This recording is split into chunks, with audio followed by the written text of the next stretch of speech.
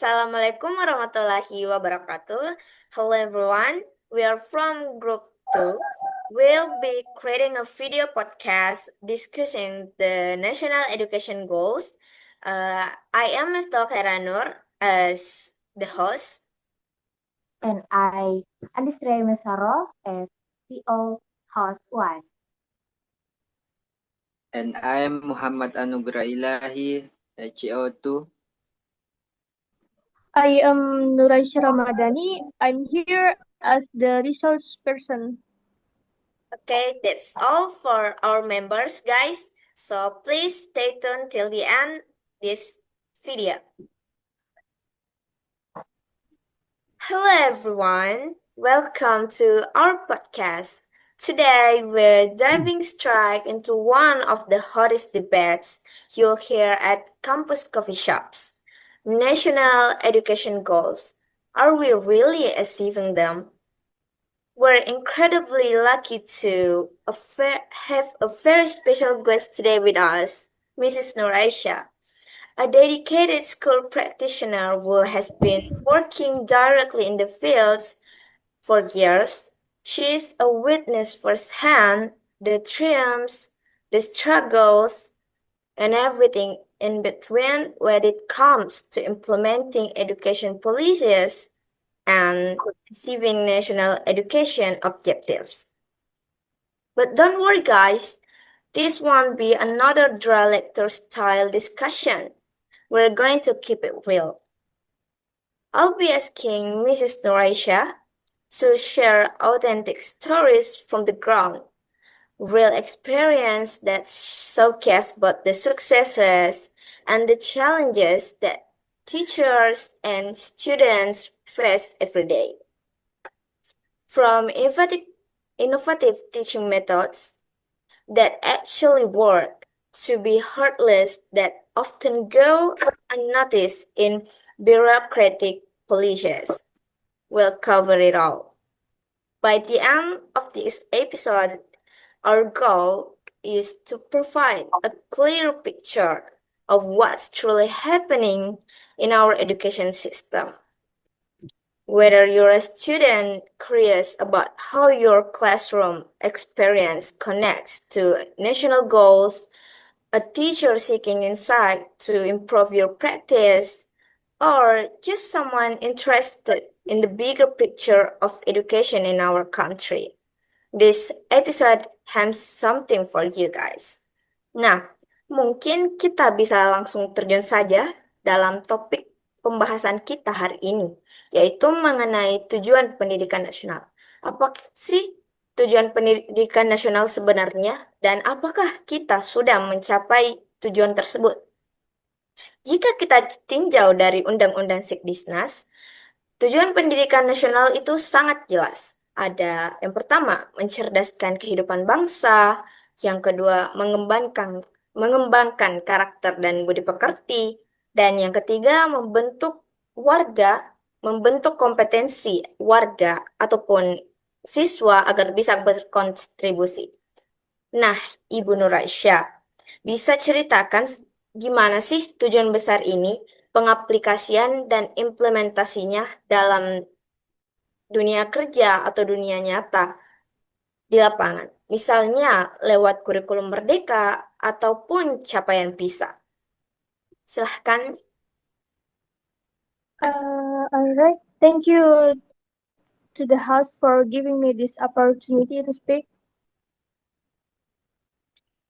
Kalau ngomong soal keberhasilan, saya ambil contoh dari salah satu SMA negeri yang udah mulai pakai kurikulum merdeka. Awalnya guru-gurunya sempat bingung banget karena nggak ada lagi buku paket tebal kayak dulu. Tapi setelah dapat bimbingan, mereka mulai bikin proyek lintas mata pelajaran yang seru dan kreatif. Contohnya ada kelas yang bikin proyek ekobrik dari sampah plastik. Bayangin, anak-anak nggak cuma belajar IPA tentang limbah, tapi juga belajar bikin bisnis kecil-kecilan, promosi lewat media sosial, bahkan presentasi ide mereka ke lomba inovasi tingkat kabupaten. Dan hasilnya anak-anak jadi lebih percaya diri, kreatif, dan beberapa sampai menang kompetisi inovasi remaja. Ini bukti nyata kalau tujuan pendidikan mencetak generasi cerdas, kreatif, dan berkarakter bisa tercapai kalau sekolahnya support sistemnya. Tapi tentu aja nggak semua cerita selalu manis. Karena kalau kita lihat di daerah 3T nih ya, sekolah-sekolah di sana juga diwajibkan pakai kurikulum merdeka. Sayangnya banyak guru belum mendapatkan pelatihan yang cukup ya. Dan akses internet juga sangat terbatas. Alhasil proyek belajar mandiri yang seharusnya bikin siswa aktif malah nggak jalan. Uh, Anak-anak cuman dikasih fotokopian materi yang mirip model lama gitu. Beberapa guru masih pakai metode ceramah penuh karena bingung cara mengintegrasikan proyeknya ke pembelajaran. Dampaknya motivasi siswa jadi turun. Mereka bingung dan tujuan kurikulum untuk membentuk kemandirian belajar nggak tercapai. Kalau kita lihat dari data PISA juga, Indonesia masih berada di peringkat rendah. Ini nunjukin kalau lulus dari sekolah formal belum tentu bikin siswa siap terjun langsung ke dunia kerja atau bisa berkontribusi nyata untuk masyarakat. Jadi jelas, kurikulum yang bagus aja nggak cukup kalau dukungan dari guru dan fasilitasnya nggak memadai. Nah, Bu, jadi kalau kita bayangin tujuan nasional pendidikan itu kayak superhero, misalnya caption cerdas atau wonder karakter. Siapa sih villain di lapangan yang sering bikin mereka kesulitan? Mungkin ada lot infrastruktur amburadul yang bikin internet putus-putus dan lab kosong, atau profesor kurikulumnya nggak nyambung yang bikin guru dan siswa bingung harus ngapain, Bu. Bagaimana tuh, Bu? Yang nyata di lapangan itu sebenarnya nggak jauh-jauh dari kenyataan sehari-hari. Misalnya tuh ketimpangan mutu antar sekolah, kurangnya guru yang kompeten, dan fasilitas belajar yang minim atau nggak memadai. Ini adalah tantangan nyata yang sering bikin proses tujuan pendidikan kadang sulit tercapai. Nah, jadi kalau ngomong lainnya di dunia pendidikan ya Bu ya, ternyata jumlahnya nggak sedikit. Kalau kita lihat di lapangan itu biasanya ada 4 hal yang sering muncul. Nah, yang pertama itu ada ketimpangan mutu pendidikan antar sekolah, yang pendidikan 3T, terkeluar dan tertinggal. Yang ketiga itu ada relevansi kurikulum dengan dunia nyata atau kebutuhan kerja. Yang keempat itu adalah progres guru. Nah, Ibu Nuraisya, mungkin Ibu bisa berbagi sedikit studi kasus lokal, misalnya dalam atau terlihat fasilitas di kota atau desa. Nah,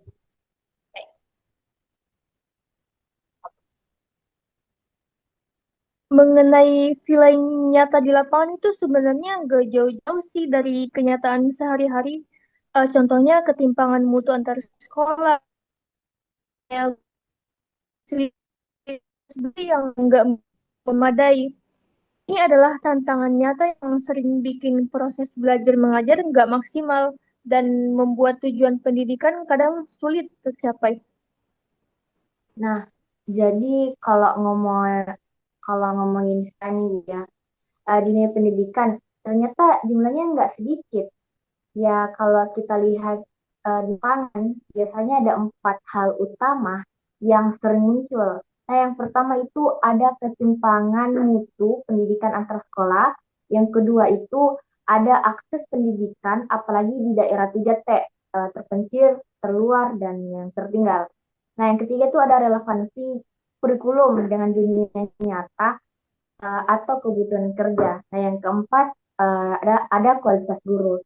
Nah, Ibu Nuraisya, Mungkin bisa berbagi sedikit satu studi kasus lokal, misalnya pengalaman di sekolah pinggiran atau gap yang terlihat antara fasilitas di kota dan desa.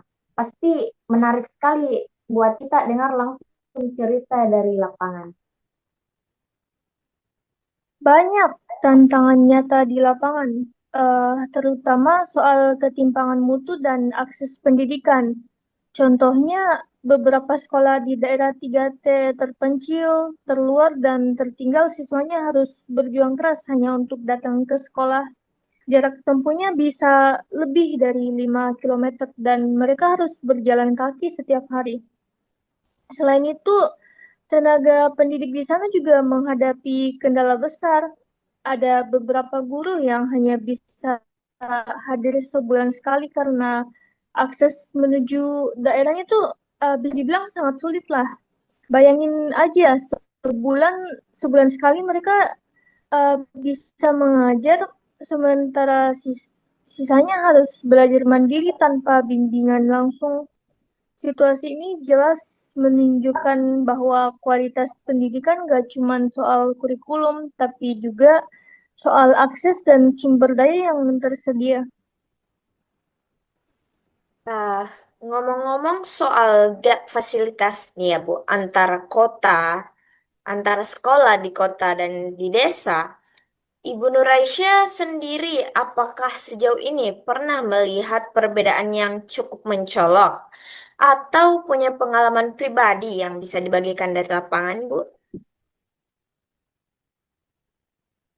Kalau bicara soal gap fasilitas, ini sebenarnya sudah jadi pemandangan yang cukup ramai ya yang kita temui. Contoh paling sederhana di sekolah-sekolah di kota, hampir semuanya sudah menggunakan smart TV atau layar digital sebagai sarana pembelajaran. Guru bisa langsung memutar video, menampilkan materi interaktif, bahkan terkoneksi internet dengan lancar. Sementara itu, kalau kita lihat ke desa atau daerah 3T, kondisinya jauh berbeda. Masih banyak sekolah yang mengandalkan papan tulis sederhana, bahkan ada yang masih pakai kapur, tahu. Malah ada papan tulis yang sudah bolong tapi tetap dipakai karena belum ada pengganti. Jadi bayangkan betapa besarnya gap antara pembelajaran modern di kota dan fasilitas adanya di desa. Hal ini tentu bukan sekedar soal alat belajar, tapi berpengaruh langsung pada pengalaman belajar anak-anak. Di kota, siswa bisa terbiasa dengan teknologi sejak dini, sementara di desa, mereka masih berjuang dengan fasilitas minim. Inilah realitas ketimpangan yang jadi salah satu klaim besar dalam dunia pendidikan kita. Nah, kalau tadi kita sudah bahas tentang fasilitas nih Bu ya.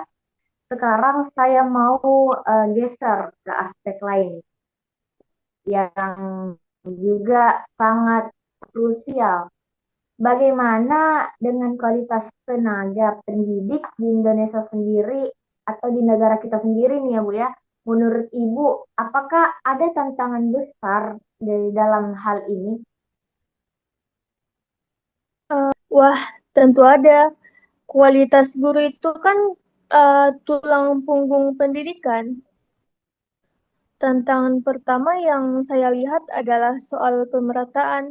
Di kota, banyak guru sudah melek teknologi, terbiasa dengan metode pembelajaran aktif, bahkan ikut pelatihan daring. Tapi di daerah 3T, masih ada guru yang kesulitan mengoperasikan perangkat digital atau belum terbiasa dengan kurikulum baru. Kedua pendekatan ke Kedua, pendekatan pembelajaran baik guru sebenarnya punya niat luar biasa, ingin ingin mendidik dengan baik, tapi metode yang dipakai tradisional. Saya pernah ke sebuah SMA nih ya, gurunya masih pakai sistem hafalan penuh.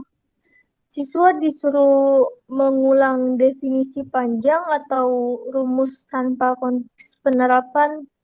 Kayaknya anak-anak memang jadi jago menghafal, tapi ketika mereka ditanya soal di dunia nyata mereka jadi bingungan. Padahal yang dibutuhkan di abad 21 itu bukan sekedar mengingat isi buku, tapi juga mengenai critical thinking, creativity, collaboration, and communication. Jadi tantangan besar kita bukan hanya jumlah guru, tapi bagaimana memastikan mereka punya kualitas, metode, dan mindset yang sesuai dengan kebutuhan zaman.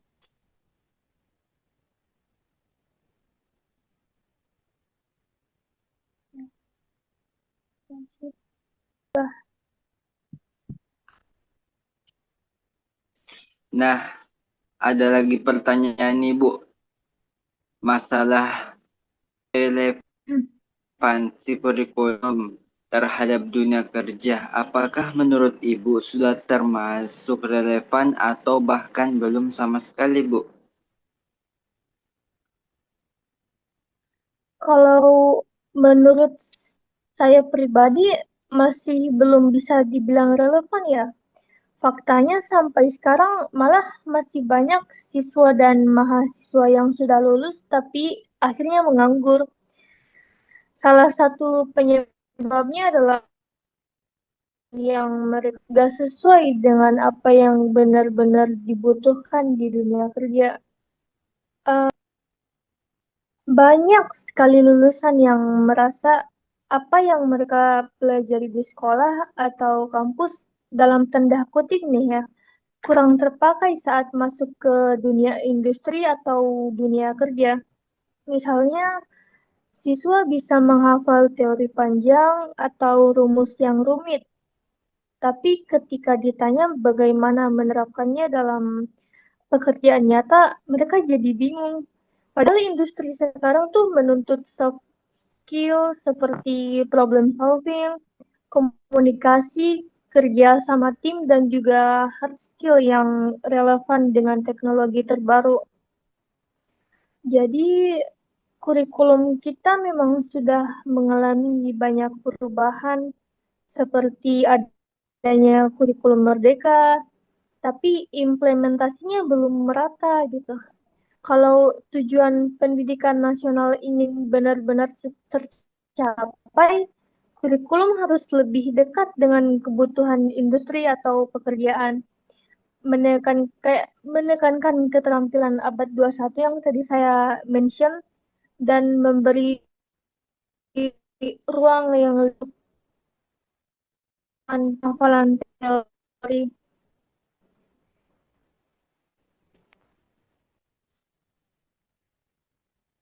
Nah, soal kurikulum merdeka nih, Bu, kan katanya sangat fleksibel untuk para guru ataupun untuk para siswa. Tapi kalau standar nasionalnya saja masih ketat, apakah itu benar-benar sudah merdeka, Bu, atau hanya pergantian nama saja?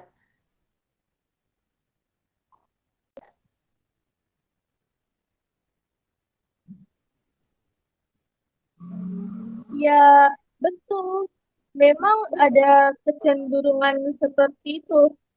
Tapi jangan salah, mereka punya kreativitas yang jauh lebih tinggi dibanding generasi sebelumnya. Dan itu bisa membuat anak malas kalau tidak diarahkan, tapi juga bisa jadi sumber ide luar biasa kalau digunakan dengan benar. Tantangannya sekarang adalah bagaimana kita sebagai orang tua maupun guru cukup mengarahkan, bukan melarang. Karena kalau dilarang, mereka akan mencari jalan lain. Zaman sekarang tuh semua sudah berbasis dengan teknologi. Jadi anak-anak itu potensi yang besar asal diberi ruang dan bimbingan untuk memanfaatkannya ke arah yang lebih positif. Nah,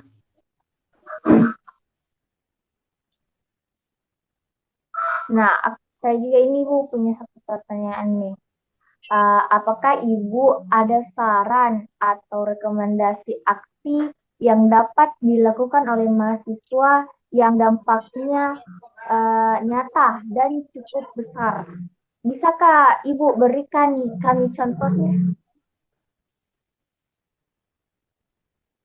Contoh ya, ada 3 aksi kecil, tapi dampaknya bisa nyata dan cukup besar kalau dilakukan dengan konsisten.